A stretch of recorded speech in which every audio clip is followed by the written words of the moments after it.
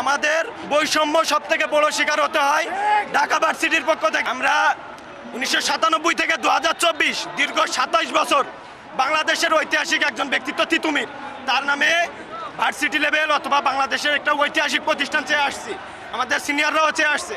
এই দাবিটাও অযৌক্তিক না, আপনারা সকলেই জানেন, দেশের মানুষ জানে। সেই উপলক্ষে আমরা বাংলাদেশের শিক্ষা নিয়ে যে প্রতিষ্ঠানগুলো আছে সবগুলোতে লিগ্যাল নোটিশ দিছি। ইউজিসি আমাদের ক্যাম্পাস পরিদর্শন করে আমাদেরকে পজিটিভ নিউজ দিছে এবং আমাদের সঙ্গে মিট করছে।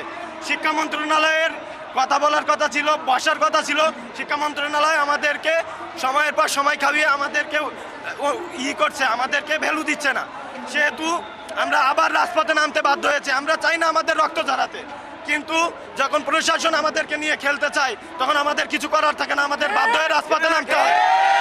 আপনারা যে এই যে ভুক্তভোগী, যেমন 4 বছরের কোর্স, আপনাদের সময় বেশি লাগছে, পরীক্ষা নেয় একজন, খাতা দেখে আরেকজন, আপনার এই কথাটার যুক্তিগত অনেক বেশি। আপনারা আবাসিক সুবিধা পাচ্ছেন না?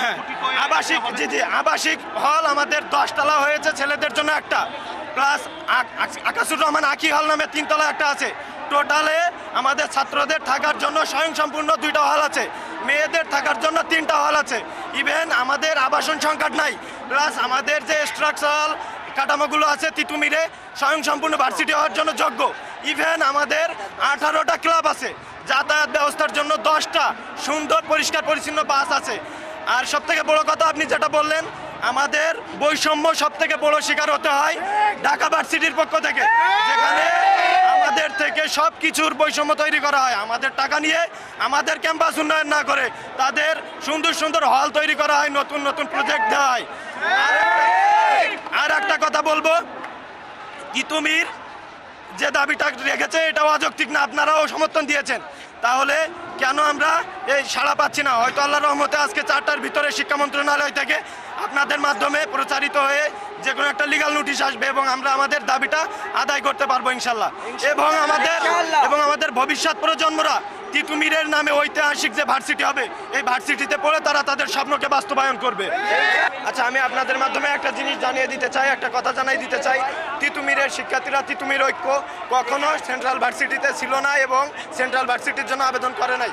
কোনো গণমাধ্যম বা কেউ যদি বলে থাকে এই কথা, তাহলে সে মিথ্যা প্রচার করছে, এটা অনৈতিক।